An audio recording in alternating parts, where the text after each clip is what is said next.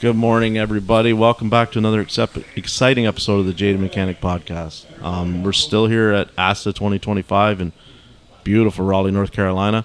And I'm sitting here with a couple of friends of mine from our wonderful family at Promotive, Ethan and Stacy. How are you guys this morning? Good. Doing great. Yeah. They've got Starbucks in front of me, so they're on the same vein that I am. They need that caffeine first thing. Yeah, you're my people. When people come in with an energy drink, I'm like, what's wrong with you? You know, so this is obviously, Stacy, is this your first show? Yes. Okay, because I was going to say, because I was at AAPEX last year and saw Ethan, and I've seen you, several things, but you're a new face to me, so that's pretty cool. I was at SEMA last year Okay. and just briefly spoke with you, but yeah, I kind of stayed behind the scenes for a while. SEMA is a trip. That's an experience, right? It is. Goodness. It's almost overwhelming. That is the craziest show I've been to yet. I feel like you could just walk and then keep walking and then never see the end of it. Yeah. It's insane. I don't think you go to SEMA and see all of SEMA in the 4 days that it runs there. I don't think that's even technically possible. No. Not to see, like, you could run by and glance at everything, but if you want to stop and talk to people. So I got to hang out at the Promotive booth last year at AAPEX and SEMA. That was pretty sweet. I like that. That was a lot of fun. So, but it's the same thing, like trying to get from one venue to the next and the shuttle and the Tesla loop. Did you do the Tesla loop when you were there? I did. You got to do that if you're going back in November. You got to do that. Okay. What's the Tesla loop? So it's essentially like all these Ubers that are outside of the convention center. Okay. And if you want to go from one side of the convention center to the other, instead of walking the 5 miles down the sidewalk, you go walk down the escalator, flight of stairs, and Elon has bored out all these tunnels underneath downtown Vegas, and they run only with Teslas. Oh. And literally, so they're all the roads or highway. It's essentially a highway. The cars are all driving themselves. Like there's somebody in the driver's seat, but the car is driving itself down through these roads. Oh man! So it's a trip if you're like just to see it. It's pretty cool. We're gonna have to try that. Yeah, we saw the drifting event. We saw the Goo Goo Dolls. Yeah, that was kind of the highlight for me. But I didn't even know about the Tesla stuff. Yeah, it's down below, and it's all free. Like you don't have to pay to get in there. So and I mean it's just they're contracting Uber drivers with a Tesla to sit there all week and run people from wherever they want to go. A, B, C, D, and E. Yeah, it was pretty trippy because I spent more time in a Tesla seat last year than I have working as a mechanic because they don't come into a lot of the shops I work at. So yeah. Huh. So and what do you think? Something new. Yeah. What do you think of this event this year at our new? It's different. Promotive started when Joelle Pollack and I were hanging out at an industry trade show, and we were talking about how shops have big challenges finding and retaining talent. And then we just started doing some research, who's out there helping shop owners with their recruiting process. A lot of shops have extensions of their team, whether it be a marketing person, an accountant, a lawyer. But when it comes to recruiting, they do it in-house. Doing in-house is great. As a business owner, I've done recruiting myself in-house too. But we realized there was a major opportunity to bring traditional corporate recruiting where you have, for a lack of a better term, a headhunter out there going out proactively, building relationships with candidates and selling them on why they should work for a certain company. We wanted to take that corporate recruiting model down to the automotive space and provide that infrastructure for them where they have somebody doing everything from start to finish, from designing the job ad to posting it to building the database to having that edification of saying, hey, we're out here vetting the shops or the clients that we work with, and we want to make sure that you find the perfect home, not just going out there and applying to jobs that you don't know how great they are. And when a shop tells you how great they are, it's different than another entity who's out there looking for your best interest to find the exact perfect home that checks all of your boxes. And in the ideal world, we can make this a match.com for technicians and shops where we have all the technicians' wants, desires, background, and all the shops' wants, desires, and background, and match everybody up together. And we just thought that was kind of cool. It's pretty cool. Yeah. This so far has been amazing. Yeah. I think it's still got kind of that tight knit feel, but it's also big enough to where you can meet a lot of people. Yeah. Event's been good, location's great. Like, this is my first time in Raleigh. Yeah. My uncle lives up here, so I traveled from Denver, Colorado to get here. Long journey, but this place is beautiful. It's starting to get chilly up in Colorado. Did you drive down? Oh, no. You flew? No, Yeah. I flew down. Yeah. I've made the drive. I'm good on that. Yeah. Yeah. Yeah. Yeah. I would much prefer to drive, but I mean, like we were talking, it's a somebody said it's like an 18-hour drive to come from like where I would cross the border, say at New York, and then come down. It's an 18-hour drive, and I'm not ready to do that yet. Yeah, So, that's too much. That's too much. That's a multi-day trip right there. So tell me a little bit about what's new and exciting at Promotive. There's so many great things Yeah. at Promotive. It's we've implemented a few programs to help enrich our shops, and we're really excited about where we're headed. Hold the microphone. If you just pull the mic a little bit. There you go. Yeah. Yeah. Now we can hear you. Can you hear me? Yeah. That beautiful voice right there. Yeah, I hear. Yeah.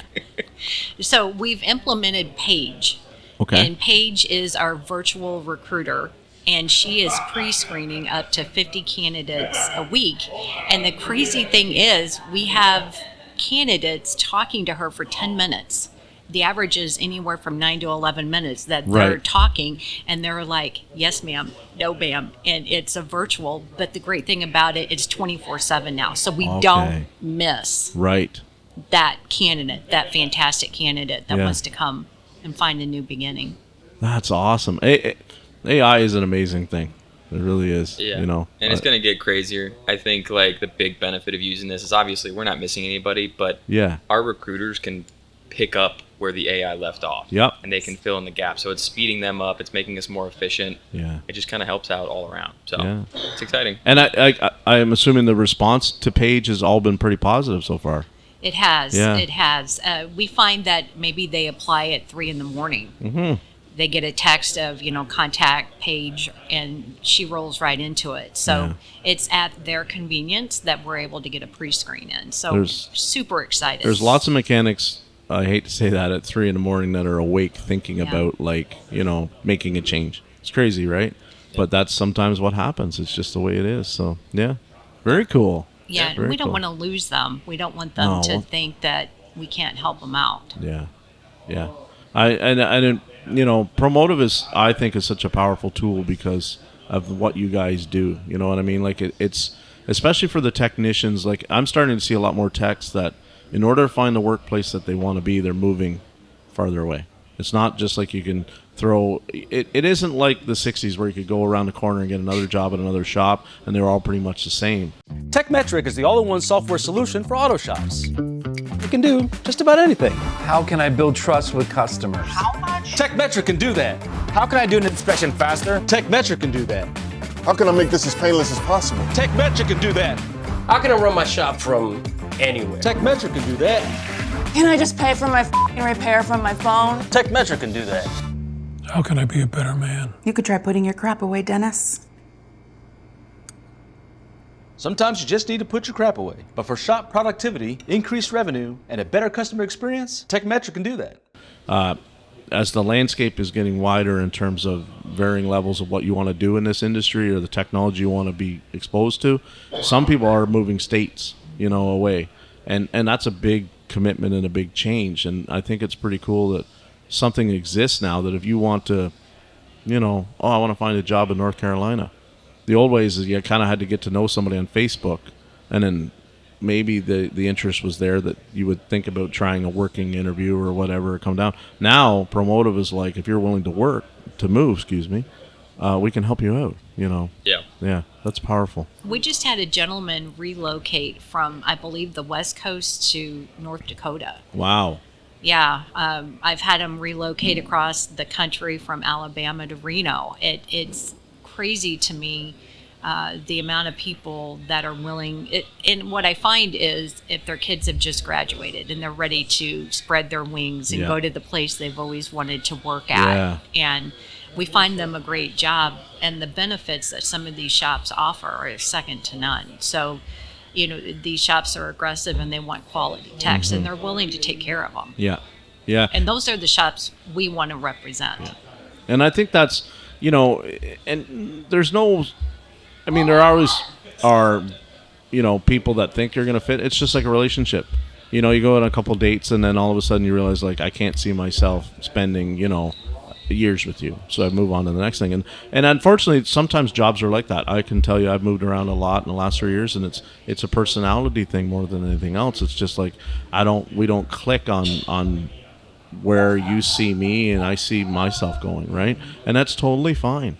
It's just that it's pretty cool that, okay, Promotive doesn't immediately drop me because that relationship didn't, work out. They just we continue the relationship with Promotive. I think that's awesome, We've really pushed the culture of the shop. So when we're working with the shop owner and we do an intake call, we dive deep into what their culture is, their expectations of, do they expect ongoing training? I have some shops that insist upon so many hours a month. They insist upon traveling to SEMA or Vision or whatever it may be so they can learn and grow.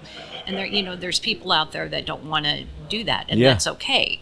But that's the requirement of a certain shop. And so I stress to the shop owner, even though they're not a good fit for you, did they show up on time? Were they professional? Were they, did they fix the car? Absolutely. Yep. And so let's get them into a place that they feel good about what they're doing. Yeah.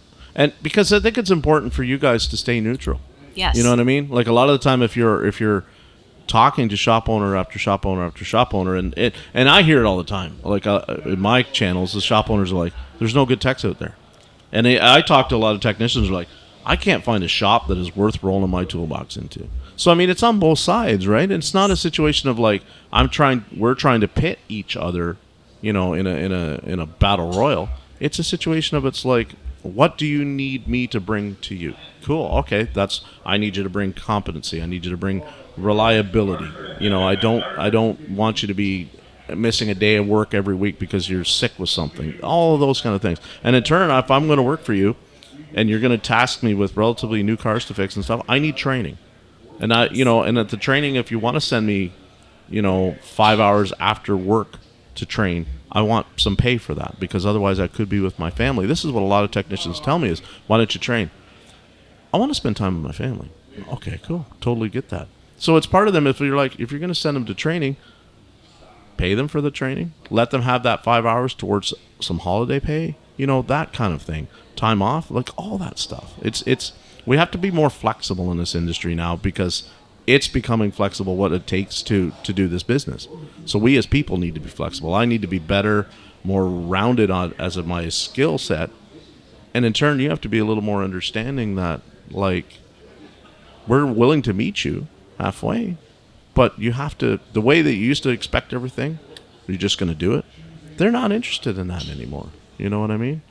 We understand the relationship, but we talk about team, but a lot of people don't really know what that truly means, And I think that's where, again, what I like about you guys is you're really qualifying the shops. That's important, Well, I think honestly, it's both sides. So Promotive obviously got started to help technicians, right? Keep them in the industry, because there's not a lot of young guys coming in. A lot of the older guys are leaving. Yeah.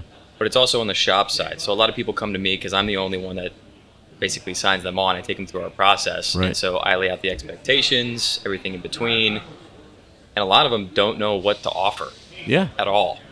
And, I give them feedback on it in the moment. I tell them, your account manager, your point-to-point person, they give you pretty much everything you need. They guide you in the direction in order to get you what you're looking for. Sometimes it's a stretch. Some people can't make it happen, which is fine, right? We can deal with what we have to deal with. But it's also on the technician side, because a lot of them don't know what they're worth. Yeah. Like maybe they're really a rate A-level technician. They're getting paid super low. The culture's bad, but they don't have anywhere else to go. That's right. They talk to our recruiter, and then, oh my gosh, my eyes are opening. Yeah. So it's both sides. We're just kind of playing matchmaker. Yeah. I get my phone, again, through my platform. I get my phone's blowing up with people. Like, I heard this episode, and, I'm working in a shop, and this is what I do all day long, and I'm only getting paid this amount. Yeah. And what should I do? Well, I don't know, right? Because I have to remember, and it's hard sometimes because I'm only talking to the technician. I'm not talking to the owner. We all have maybe an inflated idea about how really good we are, right?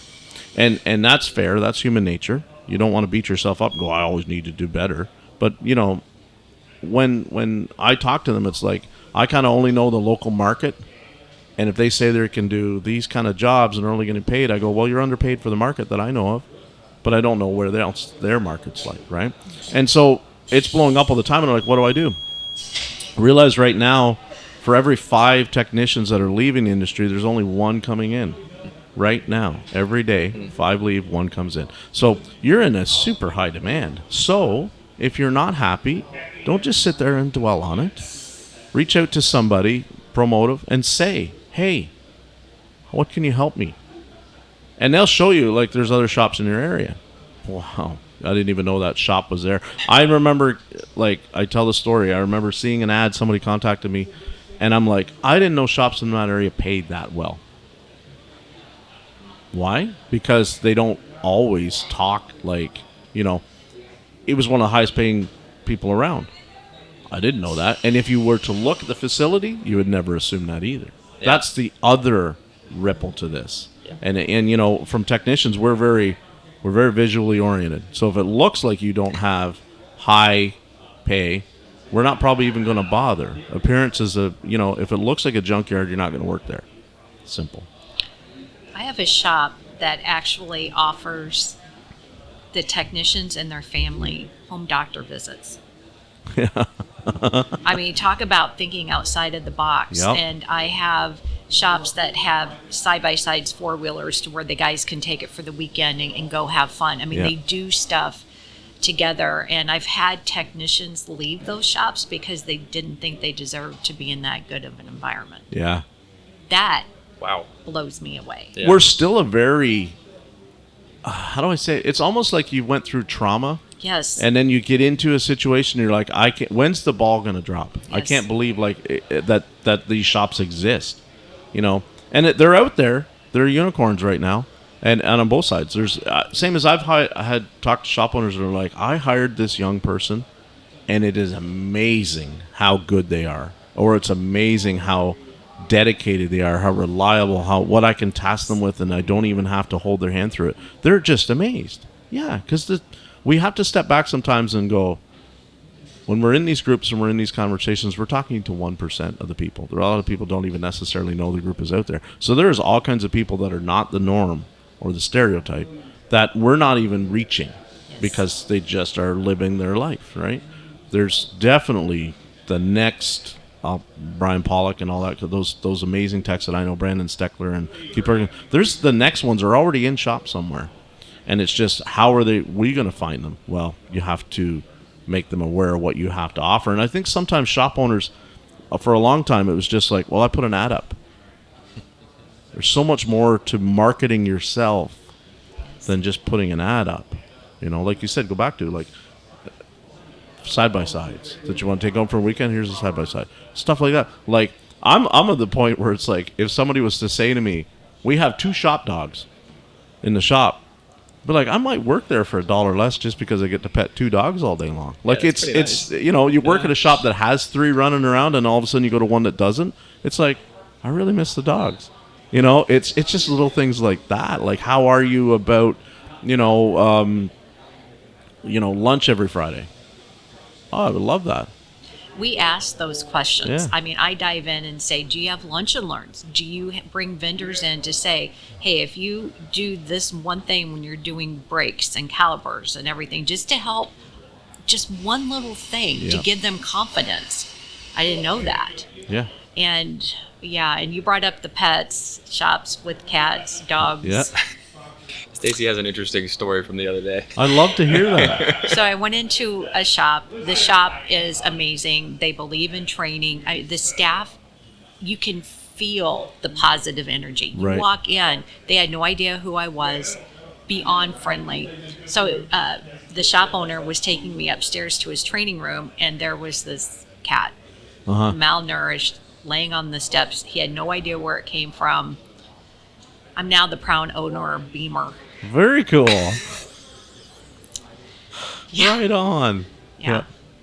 So. Isn't that amazing? Yeah. But right thing to do, and he's a good cat. But getting back to the shops, the shop owners that understand that keep moving forward. Mm-hmm. And when we talk to shops and we bring up training, we bring up Are you clean and organized in your area? Do you have a clean parking lot? Do you have a place where they could sit down and have lunch? I mean, similar things like that. I don't think they understand that the techs are looking at this. And I mean, we have technicians that say, I don't need to train. I've been a technician for 20 years. And that person's kind of set in their ways to the point where how are they going to grow, and how are they going to grow with the shop? Yeah. That's from the technician in the room, I can tell you that's a really, I'll say it's a really poor attitude.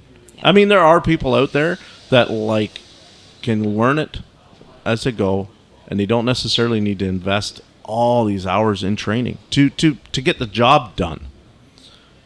But how efficient are they? Well, yeah. Now, and that's the whole thing with efficiency is it's like sometimes it's just, we were having a conversation about this yesterday. Sometimes the age-old technician, there's just an intuition factor that can save you a lot of time and you look very efficient. But when you're handed new technology that you've had no experience on, and you think, I don't need to train because I've been a technician for 20 years, guess what? That doesn't matter, because that new technology that you're faced with, I don't care how good your process is and everything, you have to learn how it works. And if you're learning how it works on the job, there's sometimes we just all end up doing that.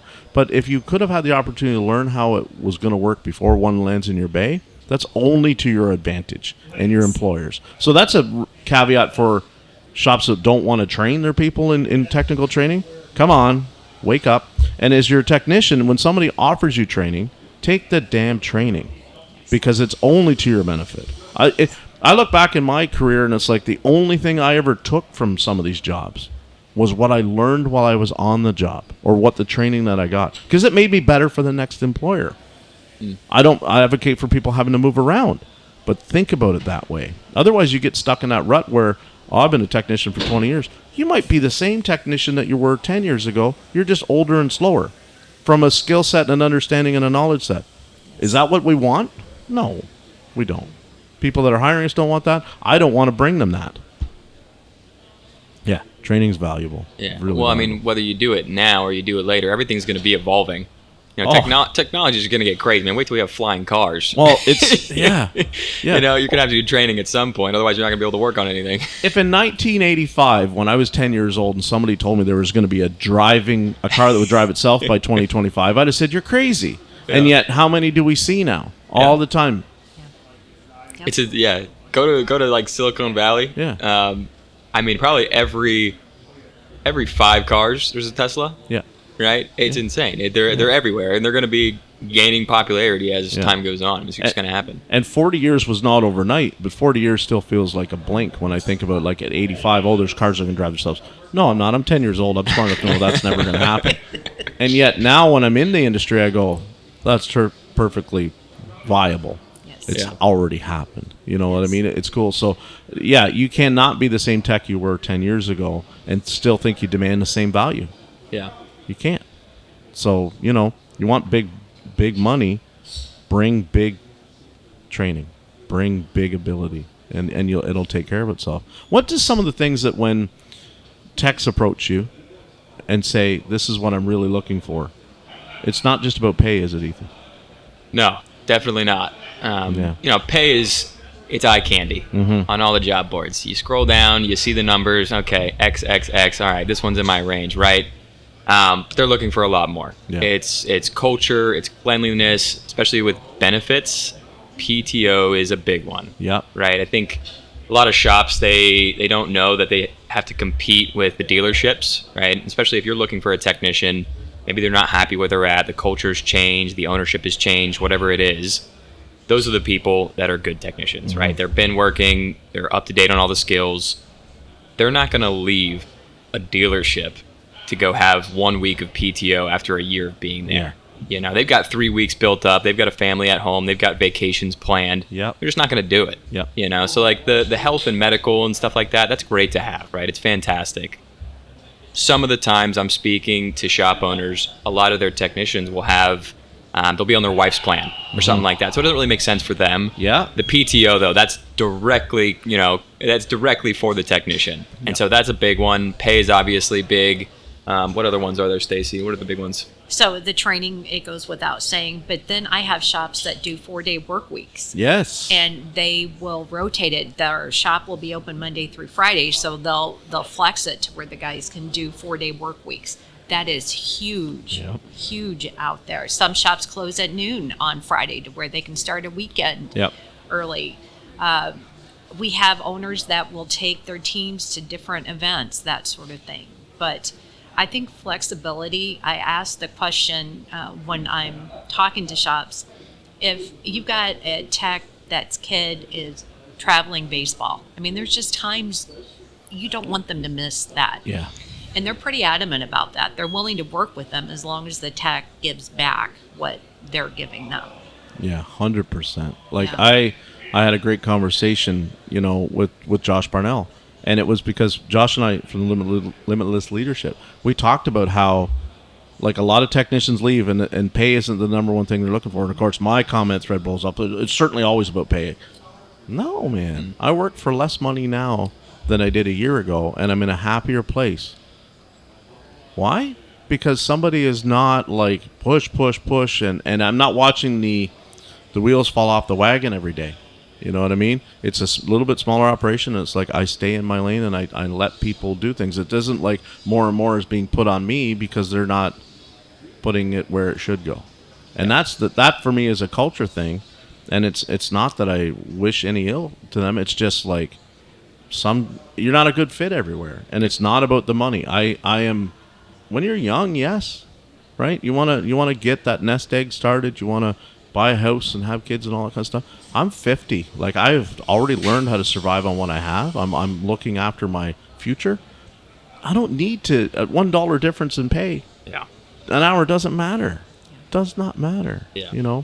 And people need to get past that. Like, if you can go to work and make a little bit less money, but you feel so, like, appreciated and so viable to the team and valuable, man, that is worth way more than I think a lot of us are even realizing now. And again, from the technician standpoint, some of us are so beat up with the culture that we've been exposed to that it's almost like you come out of those bad relationships and you get into the good one. You're like, I don't know what to do here. Like, and it'll happen, guys, like, and gals. Keep your head up. It will change for you. You just have to learn to trust again. That's the key thing. A positive environment, not worrying if a wrench is going to be thrown across the room. Safety, the environment, the positive attitude, the driven personality, somebody who wants to laugh. I have shops that say we want them to be able to laugh with us. Yeah. You didn't get that feeling in other shops, but you can walk in as a consumer and feel the tension if shop is not doing what they should be doing. Yeah. I've seen technicians, and it's simple as, like, the music was very, very... I'm like that. If I'm working in a building and the music is very, very, very loud, and yet everybody's expecting me to be able to concentrate, I can't do that. And then it's like, so the technician may say, okay, I want to have headphones in or earbuds in. No, that's a safety thing. We don't allow that. Okay, all right. Like, so, and you know what it is? A lot of it is they play it up as it's a safety thing, but the reality is that they hate that they have to come up and tap somebody on the shoulder to get their attention. They feel like it's disrespectful. Meanwhile, that person may be on a certain part of the spectrum where, like I am, when it's very loud, noisy music, it's distracting for me from what I'm trying to do, and I'm trying to get the job done. But other people, like, they thrive in that environment of loud and chaos. It just depends on who you are. But to say, no, you can't wear a headset while you work because, like, that's nuts, man. We have to learn to be a little more open-minded, Because I've seen techs that will quit over that. I don't like the music that's constantly playing here. I ain't working here, And again, not to show, to tell anybody how to run their business, but sometimes if the customer is walking through the back, like, it has to happen. They want to see the car, and I don't like the show and tell idea all the time. I think it's, but when they come in and they're hearing some really loud music and stuff, it's not necessarily saying the best thing about your business. It doesn't make the best image. Yeah. So, when somebody wants to have headphones in, because I think that's a better image. So. Well, I think with Promotive, like, our goal is longevity with technicians. Yeah. Getting them in the shop is one thing. The stars have to align for most shop owners on their own just to get them in the door. Yeah. But once they're in, the real challenge kicks in of keeping them. Yeah. And, we obviously want them to be in the industry. We want them to be with the shop till they retire, ideally. Yes. Yeah. But if the culture is not there, they're not going to last. Yeah. Plain and simple. You're only going to put up with something for so long, whether it's, the shop attitude, the music, stuff like that. If the culture is there, everything else can be where it needs to be. They'll be there for a long time. Yeah. Right. So that's why it's so important. Can I ask you a question then? Because from my standpoint, I sometimes think about it, and maybe, you've never, but is there a point when you're looking at a shop and they're saying maybe they've been with you guys a couple months or whatever, a year or something, and they're like, every person that you've brought me seems to want to leave or doesn't last or doesn't work out. What's the ear markers that maybe they are the problem and not the tech? Those are tough conversations. Right? We're trying to change the industry. We're trying one shop at a time, one tech at a time, and just saying, look, you have to offer training. Yeah. You have to do this or you're going to lose the race, so to speak.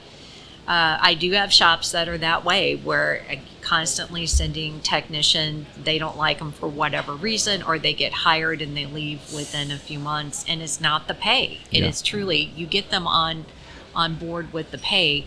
You try to explain, it's got to be a positive, it's got to be clean, it's got to be safe. You want your kids to be able to go in there. And so it is tough conversations, and some of them will take that advice and run with it, but it's really hard to change what they've been doing for 20 years, and it's not going to happen overnight. But it's a conversation that we have, every time we talk to them. Hey, did you do the training? Hey, did you?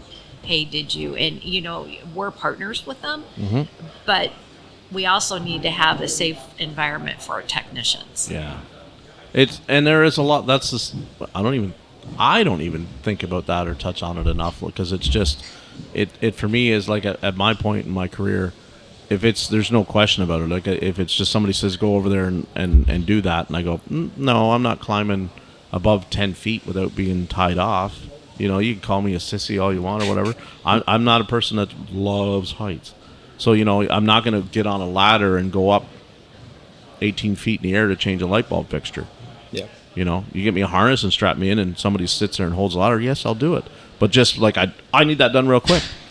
This is where the safety thing comes in, is because we're always, when we're rushed, we're like, I need that done real quick. I need that done real quick. Jack that car up in the parking lot and get under there and do that part because we screwed up and we don't have a hoist to do it on. There's a whole other ripple there that comes into the fact of not just the efficiency of the job and the time and it's the safety side of it. Because it's like, before you know it, he goes out there, or she, with just a jack and no jack stand, and something happens, heaven forbid, and somebody gets hurt. Yes. There's a local shop to me back home. So it's a truck shop, highway truck. Now they're having a really hard time hiring people, right? Really hard. So they've been hiring essentially what I call a 310S, which is an automotive technician where I come from, and they're trying to fill 310T spots. Well, they hire 310S, sign them up in the apprenticeship program. They can now mentor and work there, and legally it's all good. Well, this young lady then starts doing air brakes on a truck. They involve removing the big brake chamber. She has not been shown all of the risks and inherent dangers that can come with that. And there's an accident happen, and she gets hit in the side of the head with an exploding air brake chamber. Oh. Now, she's going to be okay. She didn't die. But that's the kind of accident that kills a technician every year, that very scenario. Now, you can sit there and go, well, like, she's young. That happens, right? She hasn't been exposed to enough. But the reality is, somebody that shouldn't even be trying to, like, give her that job unless somebody is mentoring her right there going, whoa, stranger danger, watch out, And that's the kind of things that where we think about safety, we don't think about it till it's already after the effect. And we need to stop that. Whoa, I'm rushed, I need this done. It can be the same in the automotive space. You go out, no jack stand breaks, jack stand fails, somebody dies. Why? Because the part didn't show up on time or something like that. Safety, huge. Well, you think about the hoses that are laying around on the ground and somebody's not paying attention, trips and goes. So I've been in shops for many, many years, and you see different things. some of it's out of your control. Some of it can't be helped. But just being cognizant of it, and you can see, I can give you examples of shops that have worked their way around it and understood the importance of safety. Yep. But we just want the technicians going in, when they leave at night, they felt like they made a difference. Yes. They felt like they contributed, and they felt like they were appreciated. We get those type of shops, we're gonna do everything we can to find them the right candidate. And a clean shop is a safer shop. Yes. Oh yeah.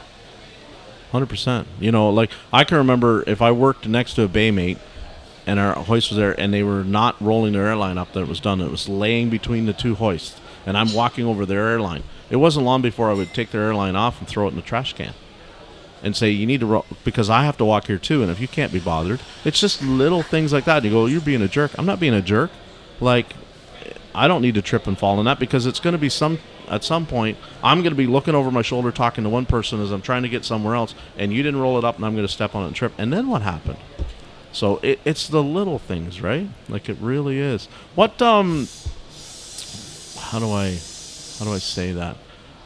When a technician is coming to apply for a job, what advice can you give them on how to go about that process? Be on time and show up. Yeah. Is that still a big one? Because I know in past interviews I've had it where people are like, we have technicians and they go through the process and use Promotive, and we work to find them, and then they don't show up.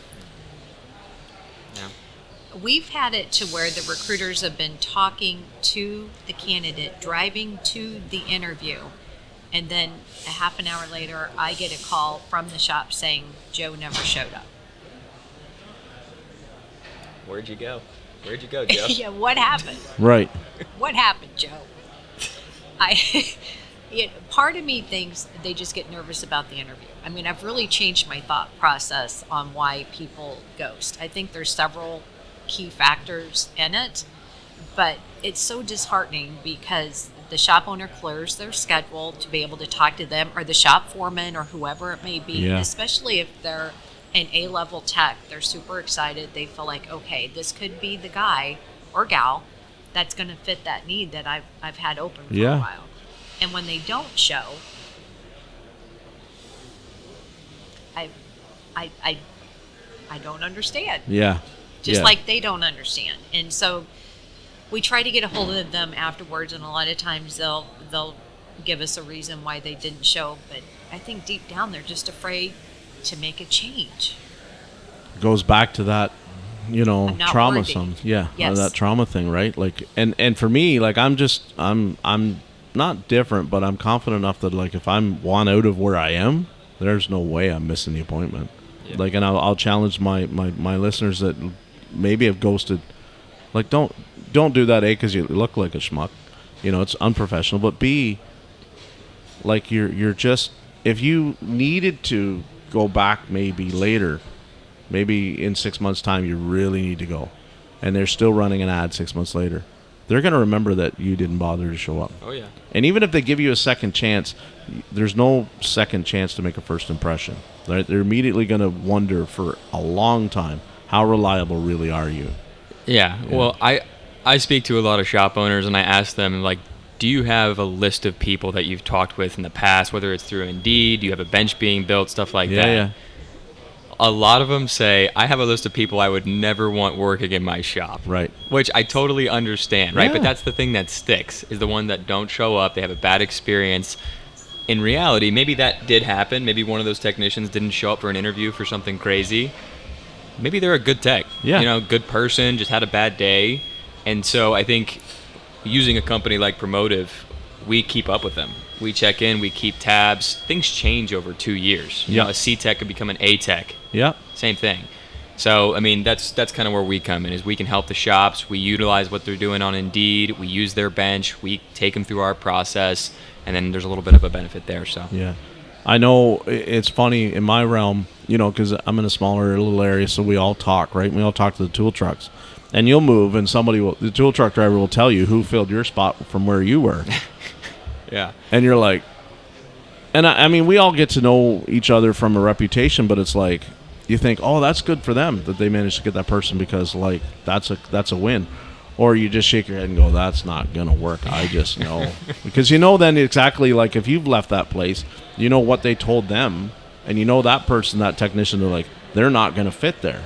And the list, like you said, the technicians, some of them in my area, are known to the other shop owners of, like, I wouldn't hire that guy. And a lot of your resume, they look at it, and it's like, oh, you worked at John's. And they know John on a first-name basis. He's in the Napa program with them or something. They call up John and go, what was this technician really like? I've looked at his resume. What's he really like? He would come in 20 minutes late every morning. Super smart. Friday afternoons, I couldn't get any work done by him. You know, that kind of stuff. And then that shop has to look at it and go, well, I might be an owner. And it's like, yeah, Friday afternoon, I'm in coast mode too. But supposed to start at 8, strolls in at 8:25, 8:15, 8:30. Like, yeah, it's not a good look for you. And people are becoming less tolerant of it. I joke. My mentor, one of the first ones I had, he never started at 8 o'clock ever. But if you needed him to be working there till 8 at night, he was there. But he never started on time. He's just one of those quirky people that, like, you know, he just couldn't do it. Yeah. Could not do it. Well, I was speaking with a shop owner yesterday. He's in California. I'm not going to say who or where, but same exact situation. You know, he's a great shop, but 2 of his technicians showed up late. They took insanely long lunch breaks, and they'd come back in, and he'd confront them, and, you know, he was the bad guy. Yeah. The shop owner was the bad guy. Yeah. And so he dealt with it. He pushed it to the side, kind of shrugged it off for so long, and then now he made a decision on it. He's like, I've had enough of this. All right, let me go see what my options are. And there's a lot of options out there. Sure. It's good that there's automotive recruiting companies out there. You know, we're not the only one. It is fairly new, though. You know, just in general, this idea of automotive recruiting, especially for a lot of older guys that are kind of, you know, in their ways. They're happy with what they've been doing, like you said, for the past 20 years. Yeah. Things are changing quick. You know, you kind of got to hop on the bus before it takes off, kind of thing. Yeah. Now, so when you see shop owners and they're like, I need a technician. So punctuality aside and reliability, what's the things that they're still asking, I really need somebody, him or her, to be really strong in what? Diag. Diag. Very strong in diag. Yeah. And they want somebody to hit the ground running. They don't want to have to, if they have that position open where they've got an apprentice, great. They have people in place already that's going to help train them. But the majority of the shops are looking for somebody to hit the ground running that can be a decision maker. They don't need, hey, Ethan, can you come over here? I'm not quite sure. They want that person that can do that car from start to finish and just do it right the first time. Now, parts break, you know, I get it. I understand all of that, and they are too, but they don't have time to hold hands with a technician. But diag is the first. Yeah. Constantly, I get that. And I, as somebody that I did a large portion of my career, that's what I was good at, and what I focused on, and what I actually really enjoy doing. That's the challenge, right? I'm a big champion. I advocate for that all the time, that you have to be smart on that, because, and I'll meet shop owners who are like, listen, I do the diag. I just need them to bolt the parts on it, and all the bolts go tight. You know what I mean? They can't prevent stuff. Totally cool. I get it. But we're talking about a unicorn tech as an owner that's still in the building, and it's like they're handling it. These shops that are trying to hire diag techs, and I see it. Shops are like, I need a diag tech. What's your training budget last year? My what? Training budget? Like, I've been the diag guy, and I haven't gone to training in 5 years. Okay. But your guy that you're now, or gal that you're hiring as a diag tech, they want the training budget. They want to know, I'm expected to know this, because they're a bit nerdy, right? So they want to know the new technology, and they want to be trained on the new technology, and you go. So a lot of when I see that they want diag techs is they don't really know what they want. You know what I mean? Like, they want somebody that can do it, but they don't know how to attract it. They don't know how to cultivate it when it's there. They don't know how to look after it. It's like getting an animal or pet and not knowing how to feed that pet. Yeah. And then we can talk about the pay thing. The diag guys that I know, they only want to work certain pay plans. And don't forget about the latest scan tools also. That's right. If they want a great, strong diag, they've got to have the tools to support it. And the diag techs that are coming, a lot of them have some pretty expensive tooling of their own. Yep. And they're going to bring it into your shop. You're going to have to pay for those tools to come in the shop. If you, for instance, we'll talk about this. If you are, I need a diag tech. And a lot of what we do in diag now is just software programming. Yes. If you're not equipped to do that, and they come in with that, whatever you thought you were going to offer as pay, probably put it up 25%. Because if they're going to bring those tools in that you don't have to provide, well, let's do the math real quick on what that tool's worth and all that jazz. It's going to cost you more. And if all of a sudden you go, I can't afford that, well, then what? You can't really afford to be doing diag in your shop because it's a package deal, right? They're going to come in and expect, I can fix this car if I have this tool. Oh, we don't have that tool. Oh, I have that tool. Do you think I'm just going to bring it in to help you out? Not really. That's not really what we're signing up for. It's not a partnership, right? It's a I work for you type of thing. We have a technician I just spoke to last night, and he wants to constantly. His shop is like, oh, we're going to send it to the dealer. We're going to send it to the dealer. We're going to send it to the dealer. Don't spend a lot of time on this. Don't spend a lot of time on that. He's now starting to, where I'll be frank, the shop that he works in is under $100 an hour. And there's no service information system in the shop. No Identifix, no Pro Demand, no All Data, no nothing. Did they still write on paper? Yeah. Yeah. So, and I'm not trying to run this shop down, but here's the thing. We have a young person who's a very competent young person in terms of getting the parts on a car in a really timely manner. They're good. Now, they want to grow and not see so many cars go to the dealer. Because that's, after a while, it's like, that car left, I never knew what fixed it. Because the customer doesn't call you up and go, hey, it went to the dealer, and the dealer did this, my car's fixed. They don't bother to fill you in on that. You just might see the car 6 months from now for a set of tires or brakes or whatever. If you should be able to retain that customer back, that's a whole other conversation. So when we're not, like, investing in the true diag sense of the word, what they need, you really don't need a diag tech. You need probably another B tech. And you stay in your lane as a shop owner. And you go, what does he mean as stay in my lane? Stick to what you're good at. Tires, brakes, wheel alignments and stuff.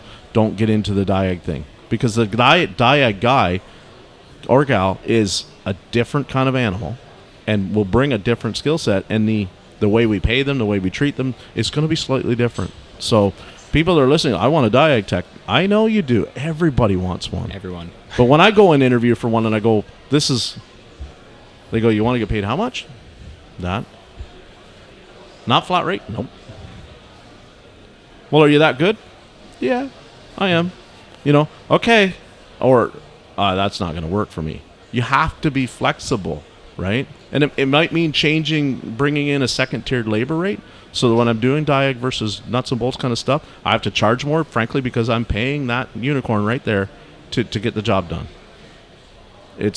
We got to be willing to bend, Yeah, and some shops they just don't know. They don't know what to do. They don't know who to bring on, what's going to fit their shop the best.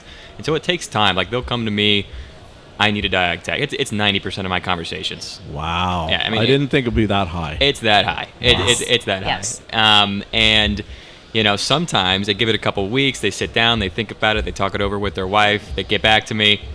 I actually need a B tech. And so great for them for figuring that out on their own. But when you talk to your account manager, this is something that we run through, right? We make sure everything aligns. If you need feedback on what to offer, who to bring on, maybe we'll go in this direction versus that. We're great for that kind of thing. Yeah. The account manager, Stacy, one of them, she kind of works central part of the United States. She works with a lot of shops, a lot of good shops. And so she's kind of seeing what works for some people, what doesn't really work, where this needs to be versus that. And so that's where the benefit of having her being your account manager is she can give you guidance on that kind of thing. Mm-hmm. The thing that we do, we say pivot a lot, but Pivot. When we meet the shop initially, they tell us what they're looking for. They give us the whole rundown. I want 5 years experience of this. I want 3 years of that. They give me the whole rundown. Fantastic. Get the job posted. Couple weeks go by or however long it is, we send them candidates. No, that's not what I'm wanting. No, that's not what I'm wanting. The thing I stress to them is, okay, let's go back and look at what you originally wanted. Mm-hmm. That was your baseline. That's what you thought. Well, now that you've interviewed those type of candidates, that's not what you're wanting. Let's change it up. Let's get it back. Okay, maybe I only wanted this, this, and this. Fantastic. We're going to change it immediately, and let's start getting those candidates into you. Because a lot of them think they want this when they really need that. Yeah.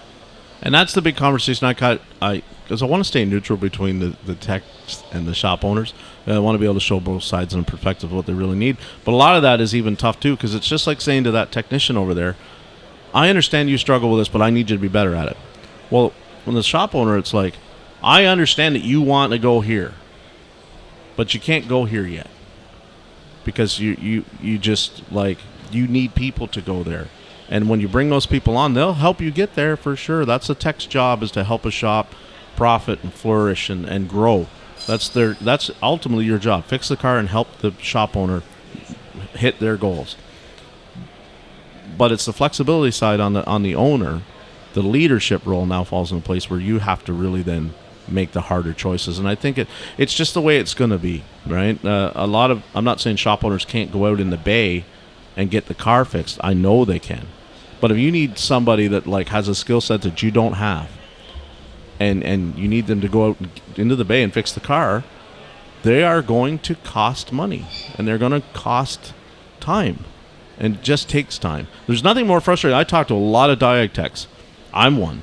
And they go, I can only sell her on an hour diag. That's not feasible anymore. Like there's a European car that got towed in. It's got 20 codes on and 4 different warning lights. That's not an hour. That's a 4-hour process. Well, they can't afford it. Okay. So you believe that? No problem. That's fine. But here's the reality. Like, that diag tech is the type of person that doesn't want to see half a job done. Yes. So if you say to them, I just want half a job done, they're like, I thought I was here to fix cars. Because in our crazy brain, leaving with one warning light on isn't a complete job. I took a car that didn't run and it leaves with the ABS light on. In my mind, I fixed what the customer wanted, but I'm still dissatisfied because the car's not going out to the standard that I want it to go out at. This is the kind of, when we hire these people, be prepared for some of that. If you're a shop owner and you're like, you're okay with that, think about what you're trying to really offer and be honest with yourself about who then you need. It's tough. It really is. Like, I feel for both sides. I really do, because I understand, but it's the conversations we're going to have, you know. Diag is a slippery slope. It doesn't fall, I believe, in the same kind of metrics and scalable as just an oil change, a tire shop. It doesn't work. You have to be much more flexible, and you have to be, that's where the advisor side of things becomes very important, because they have to have those tough conversations that it's like, your BMW's been to 3 other shops, including the dealer, and it's still broken. I've got somebody that can fix your car 100%. But here's, like, are you really committed to this? Because that person will need this amount of time. That will cost you this amount of dollars. Do you really want to go with that? Yes? Cool, let's start. No? Okay, have that hard conversation. You can't just treat it like another job and go up there and go, yep, okay, Mrs. Smith, we'll start now. Our labor rate's $150 an hour. We're going to start at 1 hour, and then we're going to call you. That don't work. It does not work. They need to ask the question, how long are you planning on keeping your investment? Mm-hmm. If they're going to dump the car and move on the car in 6 months, their mindset is completely different than, I want to keep it for another 5 years. Yes. Okay, let's talk about that. Yes. Yeah. Asking questions. Yeah. I'm good for that. That just happened to me the other day, like a couple months ago. My 2014 Ford Focus. Okay, congrats. Yeah, well, no, not in this situation. It had a transmission issue, and I've had this for... I'll try to not look so shocked, because, I mean, they are very problematic. Oh, that's good to know before I bought it. That's great. No, that's great. Either way, no. A couple months ago, I had transmission issue, and I'm going to have this car for a couple more years. And the guy asked me that at the front, the front counter. He's like, well, what are you planning on doing with this car? It's only worth probably $10,000 right now if I were to resell it. And the transmission repair was $3,000. Yes. Right? And so I made that purchase because, well, he asked me that question first off, and I realized I'm not going to go out and buy a new car right now. I love this car. Yeah. Right? So that's a pretty big question right there. Yeah. And we can't assume that the customer is only going to want, we could have a whole nother episode on this whole thing. But who are they mad at if they're on a highway, broke down, no air conditioning with their wife and kids? Who are they mad at? They're mad at the last person who worked on that car. Yes. Oh, yeah. Yes. Even if you did brakes on it, Yes. and the AC is sitting there on the side of the road not working, they're mad at you. Yes. Right? Because that used to drive me crazy. And now I realize that to them the car is the car. They don't understand the different systems in the car and how they can be related to one another. And I don't expect them to. Right? But it's where instead of being like, what are you, stupid? I can't mess up your air conditioning by fixing your brakes. We have to go, unfortunately, I'm sorry that this has happened. We would not have caused this. What can I do to help you, get back on the road, get back in here? What do you need me to do? That's how you start that conversation, right? And that's where an advisor is so pivotal. Let's kind of shift here. You can place advisors as well in shops, right? Yep. Yes. How does that go? I'm assuming it's a different kind of conversation than trying to find a tech. It is. It's very much different. They're looking for that salesperson. They're looking for the people person, the bubbly personality, the person that can make eye contact, the person that is just excited to see them walking in the door. And I understand we're not going to do that. That person's difficult to find, but you want them to the customer to feel warm and so glad they came in because they're there for a reason and they're spending money and they're not happy. Yeah. So you want somebody that makes them feel comfortable for being in there. And that salesperson, I've had some shops get away from the actual service advisor experience and they want a person who's maybe in the hospitality. Yeah. That's not afraid to talk to people, not afraid to talk about issues, to deal with things head on. And you feel an energy with some of these service advisors, and I'll have a recruiter call me and say, I've got a good one. They're just so easy to talk to and so personable, and they want to learn the industry. And like, okay, so I'll send them over, and the shop owner will call and go, wow, they were easy to talk with. They seem coachable. Yeah. That sort of thing. But they've got to start from the very beginning. These are the questions you have to ask. Are you okay multitasking? Are you okay with driving the ship? Yeah. Or the bus or whatever you want to say. But service advisor, it's a special person that can get out there and make the entire difference to that shop. Yeah. It is the most I catch some flack for it because when we talk in the industry about I need this training, technicians need more training, and I put my hand up and go, I've been able to fix a lot of cars without necessarily getting a ton of training, but I have run into countless service advisors that need so much more training, and I'm not talking about understanding how the car works. I've had employers who are like, I want them to understand what all the parts do. No. I want them to understand that when the customer comes in, they have to be, empathetic to understanding and be able to relate to the discomfort and how they feel.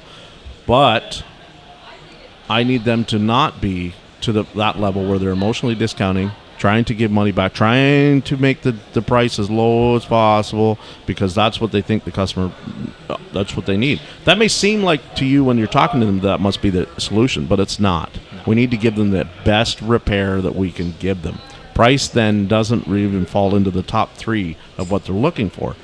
So we have to be training our advisors with good coaches and good people, empower them and say, this isn't about, making them your friend and avoiding the easy conversation, the hard conversation. Unfortunately, you're giving more bad news than you are good news. Oh, yeah. So you have to be comfortable with that dynamic. If giving people bad news makes you uncomfortable, don't sign up to be in this customer service realm because you're not going to enjoy it. It's the one thing that people, you can go have a bad experience at the restaurant, and if you smile your way through it, they'll probably still come back as a waitress, as an example, right? I'm comparing the waitress to the thing. If you come in here and you think you're doing the right thing by shaving, $300 off the estimate and putting on a cheaper part or allowing the customer to start to dictate the process, and then the car breaks down 6 months later because you put on a really crappy AC compressor, they will not remember that you were trying to do their best interest and save them money. They are going to be mad and feel ripped off.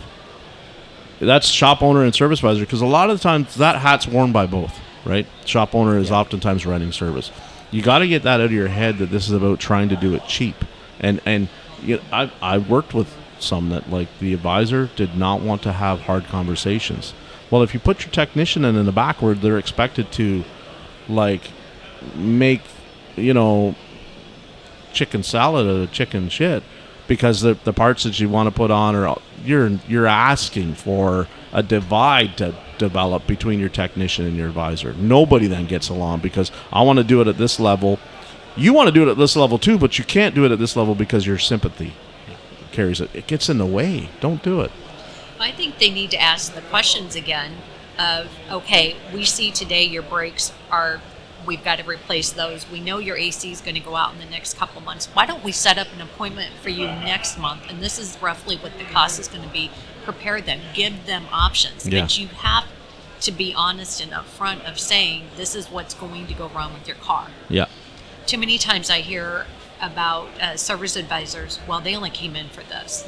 They don't want to hear it. Again, that causes problems down the road when that vehicle breaks down. They may not have the money now, but if they know, hey, I've got 2 or 3 months, they can plan for that. Yeah.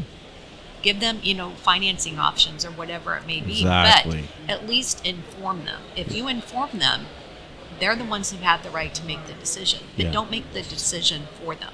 And informing is not just saying, oh, hey, by the way, right, when we did your oil change, we noticed your brakes are getting low.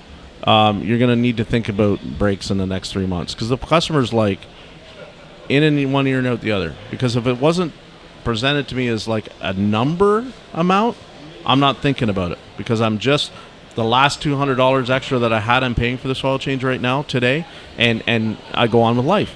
But if you follow that 300% rule that we talk about, and you table it and you present it to them, now it becomes something that they schedule and plan and expect. It doesn't catch them, because if you don't give them that, in 4 months' time, when the brakes are sounding awful, they're going to whip in and go, why didn't you tell me my brakes were so bad? Well, I did. I just mentioned it next time. I don't remember that. But if they have a piece of paper or an email or something that says, within 6 months, expect a price amount of this, they're planning for that. They're expecting it. It doesn't catch them off guard. And that helps because, how do I say this? I don't want them going to my competition. I want to be their only service provider, and they know that they have an expectation they're going to come to me. If all of a sudden they're out of town and they're on a road trip and their brakes start to make noise, if you think people won't pull over and get that handled immediately because they don't want to drive down the rest of the summer freeway trip, they will. And then you're like, you lost the sale, because instead of being a true advocate for them and saying, hey, guess what? This needs to be done before, you just, in passing in the conversation, mentioned it. Yeah. That's not true advocacy for our customer or our car. You think about it, when we go to the doctor, dentist, wherever, they always schedule the next appointment. Oh, always. Always. When I take my dog into the groomer, Yes. they always schedule the next appointment. Yep. Why in the auto care do we not do that? Because we're scared to, 100%. But it's the, I don't want to be upsold. This is not upsell. This is, unfortunately, cars are a wonderful invention that are in a constant state of decay and wearing out. So you love this car. We want you to love this car. We want you to have a nice, reliable, safe vehicle.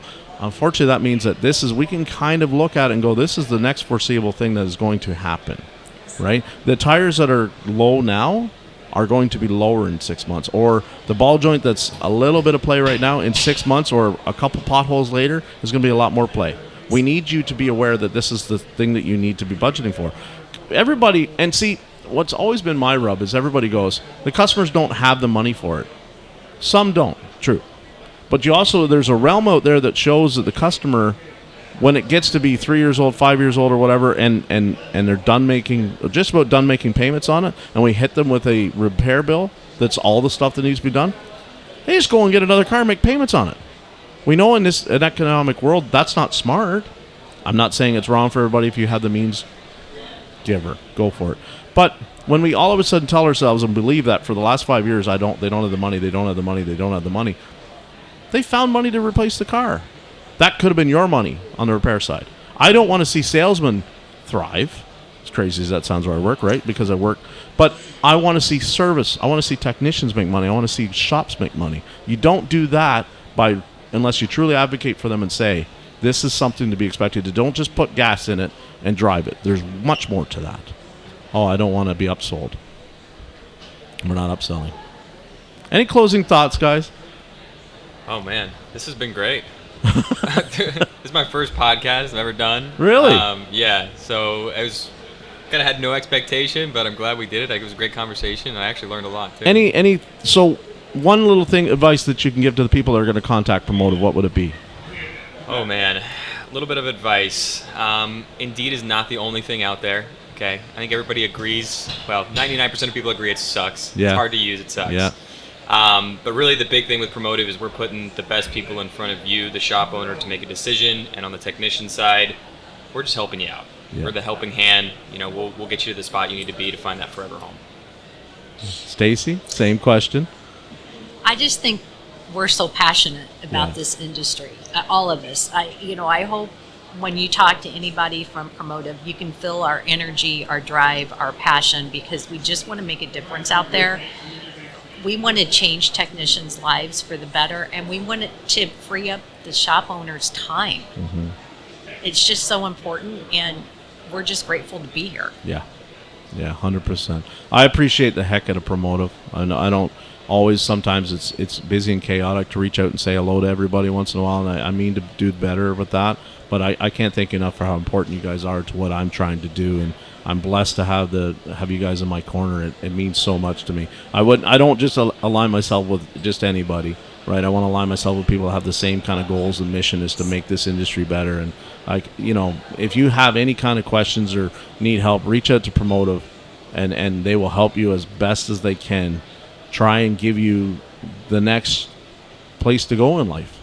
As a technician, service advisor, any of those positions that we know and love in this industry, reach out to them. They can help you with all kinds of things. So thank you, everybody, for listening today. Thank you, guys. Great guest. Thank you. Yeah. I hope to see you again. I'll see you at SEMA, I hope. Yeah, Yes. we'll be there. Awesome. Yes. Look forward to it, guys. All right.